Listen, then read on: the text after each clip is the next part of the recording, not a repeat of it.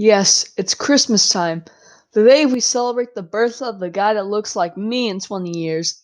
And yes, I know Jesus was Middle Eastern and looked nothing like the white faced version. I've heard that statement so many times whenever I make a Jesus joke, so don't write in the comments. I know. And to anyone who knows me in real life watching this, you know who you are. Also, don't go into the comments saying I offended someone with my jokes. My dad's side of the family is Christian, and I go to a youth group. They all found the joke funny, and if anything, laughed at it the hardest. But this video isn't a rant one. It's just know I'll be ignoring all the hate comments. Also, keep in mind I have no specific order on which these stories will be told, so I'm just gonna script them in some random order. This one isn't really a Christmas story, but it's Jesus related, so what the hell.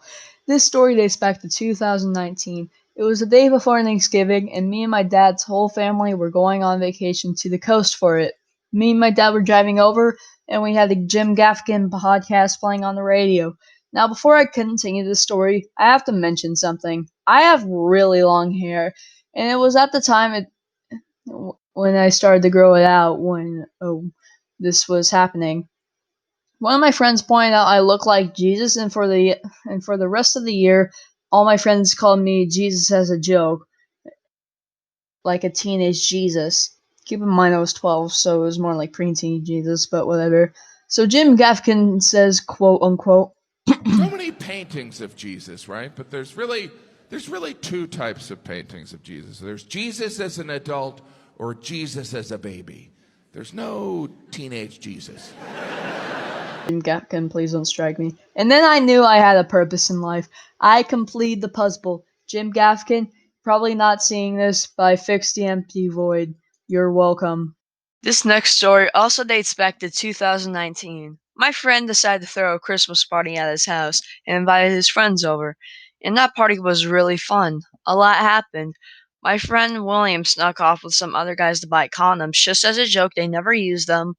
And one guy got an XL and asked the clerk, "Do you have any bigger? This one doesn't fit." And then he fell on the floor laughing his ass off. I didn't go, but William told me the story when I asked him about info for the party. Uh, while he was doing that, I was probably fighting a woman with one half of a cardboard stick I brought for some dumbass reason, but fuck that, that's boring. Here's a clip of the night. What the fuck?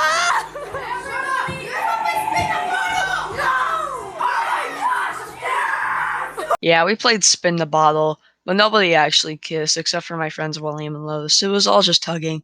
And I'm not a homophobe, but there were four girls there and a ton of guys. And no gay people were at that party, just saying. So those two people who did end up kissing, they really turned the last few minutes of the party around. And I've never seen more usage of Snapchat in my life up until that moment. Looking back at this, we were all like 12 to 13 and in 7th grade. So we probably shouldn't have been playing a kissing game and buying condoms, but that party was fun as fuck, not gonna lie. This next story takes place the day after the party. I woke up feeling great after the best party I ever went to, and I hopped on the Discord. William said that he enjoyed the party and said I was a cool hype man. Keep in mind I was screaming loud at the party so people thought it was fun. My dad told me we were going to a white elephant and he needed help with choosing a present. So we went to the mall and checked out a store called Spencer's. It was like Toys R Us, but everything was just based off adult comedies. They sold matching T-shirts, like a Step Brothers one, where one says "You could call me Dragon," and the other one says "You could call me Nighthawk." Dad started to look in the Christmas sweater and beanie area, where I decided to look somewhere else. Not knowing how inappropriate the store was, I came across a whole section for toys. I sure hope my family doesn't watch my videos. I found this funnel thing and it had a tube with the other end being a penis. I'm going to censor the end of it, like in the thumbnail. At first, I had no clue on what it was, and then I observed and realized. I walked up to my dad to show him the objects, and I said, "Hey, Dad, look what I found." And some lady turns around to look at what I'm showing him and just bursts into fing laughter. Then I start laughing, and my dad laughs a little bit. To be honest, I probably embarrassed him. We ended up getting a beanie for the white elephant thing. Okay, quick editor's note. My dad just loaned me this cool mic, so now I could record things with higher audio. Just gonna put that in there. maybe for a small bit, just gonna let you know. This next story takes place the evening of the last one. Jesus, I should just make a whole separate video. So we arrived at the friend's house. Me, my dad, my stepmom, and my two youngest sisters were the only ones I recognized besides the relatives who were there as well. We eat dinner and then we do the White Elephant. Someone brought a $50 Visa gift card to the White Elephant, for crying out loud. When I saw someone get that, that was my main goal, to just get that gift. I stole the card and I felt so good about myself. I got so defensive over the card and I didn't want to lose it.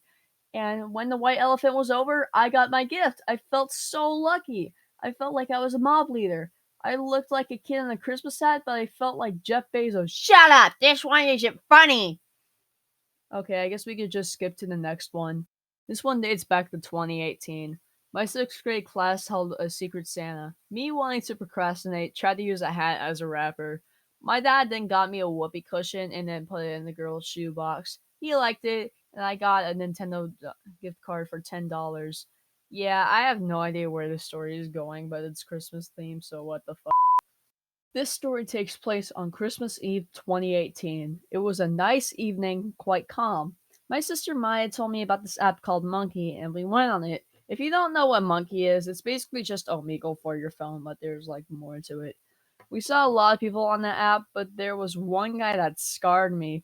We said hi, and then he pulled out his glizzy to literal kids. That day, I learned what a pedophile was. I did not like it one bit. My sister told my dad and my stepmom, and they freaked out. They called the cops immediately, and that night had a lot of screaming in it. Probably the worst part was that we were having a family get together when it happened. I don't remember what happened after that. To be honest, I just remembered it scarred me. This story takes place on Christmas Day 2016. It was 1 in the morning and I just woke up. I slowly and quietly made my way to the Christmas tree and sat down quietly to admire it. My dog was sleeping next to me, and it was all good until I farted. It woke up and scared the crap out of my dog. And to anyone who doesn't have dogs, let me tell you what they do. They bark and run, and that's exactly what Murphy, my dog, did. I woke up my dad, and he thought that there was a burglar, so he ran outside his bedroom, ready to tackle the burglar to save Pakistan. And then he found me. He's like, "What the hell are you doing at this hour?" And then he put me to bed on the couch with him. I think one fart can change an entire night. Well, I believe that's all the Christmas stories I remember. Even if I did know more, I need to keep this video short to get it out by Christmas. I hope you enjoyed the video, and thank you for watching.